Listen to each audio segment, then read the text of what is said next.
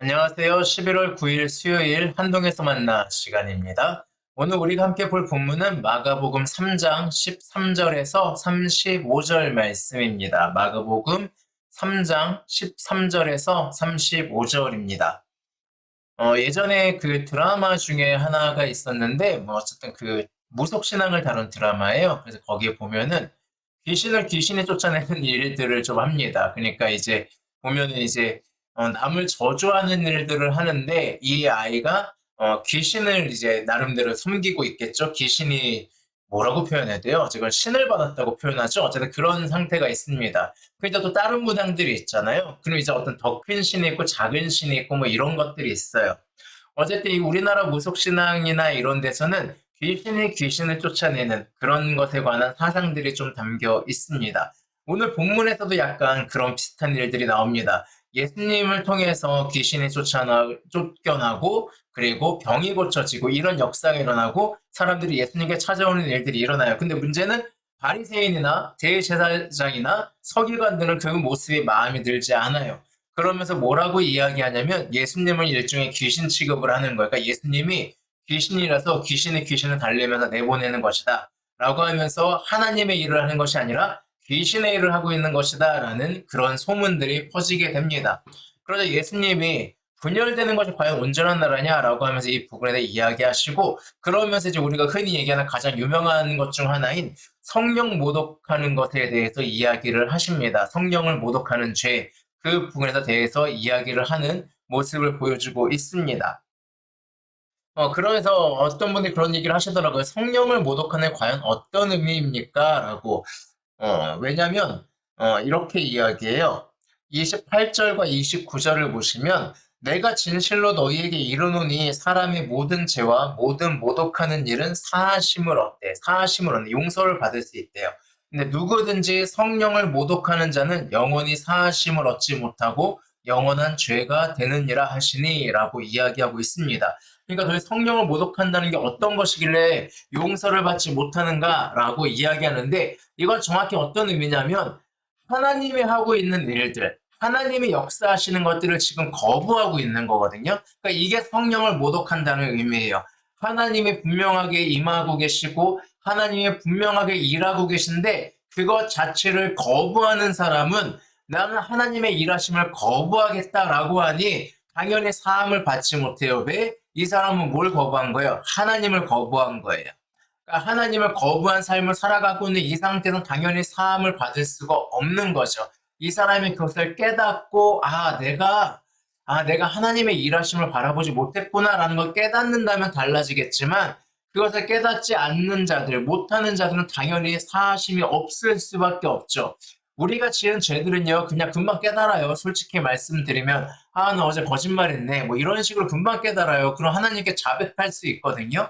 근데 성령을 모독한다는 건 결국 하나님이 일하고 계신데 그 일하심을 인정하지 않는 거예요. 하나님을 인정하지 않는 거예요. 그러니까 당연히 사하심이 없을 수밖에 없어요. 그러니까 용서해주고 싶어도 본인이 잘못했다는 것을 못 느끼고 있는데 어떻게 용서가 돼요? 그러니까 그게 자체가 안 된다는 의미를 보시면 됩니다. 그러면서 예수님께서 이 이야기를 하시는 거예요. 그 다음에 이제 예수님의 어머니와 형제들이 와서 예수님 미쳤다는 소문을 듣고 오거든요. 걱정돼서 이렇게 밖에 서 있는데 예수님이 누가 내 가족이냐 뭐 그렇게 얘기하면서 하나님의 일을 하는 사람들 그러니까 35절입니다. 누구든지 하나님의 뜻대로 행하는 자가 내 형제요 자매요 어머니이니라 라고 이야기하죠.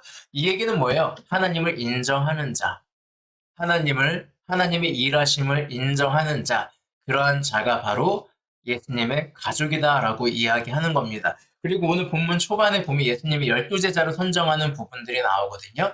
그때 예수님의 권능을 부어주십니다. 그러니까 하나님의 일을 하시는 예수님께서 자신의 일을 제자들도 할 수 있게 그 권능을 부어주세요. 그러면서 이들도 같이 하나님의 일을 하고 하나님의 일하심을 나타내요. 예수님께서는 이들이 바로 하나님의 가족이다라고 이야기합니다. 그렇다면 오늘날 누가 가족이에요? 우리 교회가 가족입니다. 그렇다면 어떤 교훈을 얻을 수 있느냐? 여러분, 우리는 지금 오늘날 교회에 대해서 또 우리 공동체에 대해서 어떻게 바라보고 계십니까?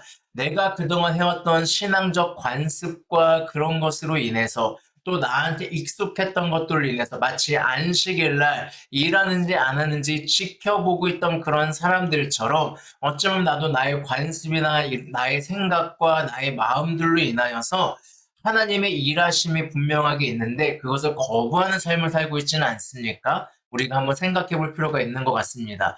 나는 하나님의 일하심, 나의 생각과 다르게 일하시는 하나님께 분명하게 열려 있는지 한번 생각해 볼 필요가 있는 것 같습니다. 예를 들면, 사실 감리교와 장로교의 구원관이 조금 달라요. 예수님을 믿는 그 믿음으로 구원을 받는 것은 같은데, 사실 장로교 같은 경우에는 좀 더 손으로 따지면 하나님이 이렇게 붙잡아 주시는 약간 그 개념이 강해요. 그래서 내가 손을 놓더라도 하나님이 붙잡아 주고 계시기 때문에 이 구원이 취소되지 않는 면이 있습니다. 하지만 감리교는 하나님의 손을 내미시고 우리가 이렇게 잡는 형태로 좀 더 이야기하고 있어요. 그러면 이 손을 잡은 것을 내가 어느 날 놓는다. 그러면 떨어지거든요. 그래서 이 부분들을 조금 인정을 하고 있어요. 이것은 사실 교리적으로 어떤 것이 옳다 그르다 할 수는 없습니다. 제 개인적으로는 저는 장로교에 가깝긴 합니다만 어찌됐든 이거를 누가 옳다 그르다 할 수 없습니다. 근데 예를 들면 어떤 사람 이걸 제 견인이라고 하거든요. 말이 길어지는데 여하튼 견인이라고 하는데 어떤 분들은 이것에 대해서 일하심을 느낄 수 있고요. 또 감리교 입장에 이 견인을 이건 말도 안 되는 거야 라고 할 수도 있어요. 근데 하나님은 어떤 방법으로 일할 수 있어요. 거기에 대해서 우리가 열려 있어야 된다는 거죠. 그거를 안 하고 싸우게 되면 어떤 일이 일어납니까? 결국 분열이 일어나는 거예요. 사탄의 나라가 분열되는 것처럼 예수님이 얘기하잖아요. 자기들끼리 싸우면 분열되지 않냐. 우리는 교회에서 과연 화합을 하고 있나요? 아니면 분열을 하고 있나요? 나의 말과 행동이 내가 교회에서 이야기하는 것, 내 신앙관으로 누군가를 정죄하고 판단하고 그렇게 하는 것이 때로는 우리 교회를 분열시키는 일이 될 수도 있습니다. 그래서 우리는 먼저 하나님께 묻는 자세가 필요해요. 하나님, 과연 제가 하나님의 일하심을 못 보고 있는 것은 아닙니까? 라고. 그러면서 하나님의 일하심을 바라보고 하나님의 가족됨으로 그래도 분열하기보다는 화합하기 위한 말과 행동을 하는 삶, 그런 삶이 필요합니다. 저도 그런 삶을 살아가려고 합니다. 저도 제가 가지고 있는 신학이 있고 또 저는 이제 침례교회 전통 신학에 의해서 나름대로 움직이기는 합니다. 하지만 그것이 누군가에게 불편을 준다고 한다면 그것이 진리를 거스르지 않는 한은 언제든지 열려 있을 수 있습니다. 그래서 제가 여러분들에게 뭐 불편한 거 있으면 이야기해 주세요라고 하는 이유가 바로 그런 거예요. 그래야 우리가 뭘 바라봐요? 화합할 수 있잖아요. 그분들을 통해서 일하시는 하나님의 이야기가 있을 수 있어요. 그분들을 통해서 하나님께서 일하고자 하는 방향을 저한테 보여줄 수도 있는 거예요. 근데 저한테 이야기하지 않고 그냥 뒤에서 이러고 있으면 알 수가 없어요. 그럼 우리는 점점 분열될 수밖에 없거든요. 이런 분열의 길이 아니라 화합의 길로 가기 위해서 우리가 좀 더 많은 대화와 이해하기, 허심탄회하게. 제가 목사라고 해서 얘기하는 걸 너무 두려워하지 마세요. 저도 인간일 뿐입니다. 그래서 함께 우리가 아름다운 교회 생활을 위해서라면 하나님의 일하심에 대해서 좀 더 이야기하고 그래서 함께 만들어가는 그런 교회가 되면 좋겠다라는 생각을 해보게 됩니다. 네, 오늘 하루도 뭐 좀 더 확장하자면 여러분들이 있는 어떤 공동체는 그 공동체 안에서 화합을 이루기 위한 또 하나님의 일하심을 바라보기 위한 그 삶을 살아가는 그런 하루가 되셨으면 좋겠습니다. 네, 오늘 하루도 행복하시기 바랍니다. 샬롬.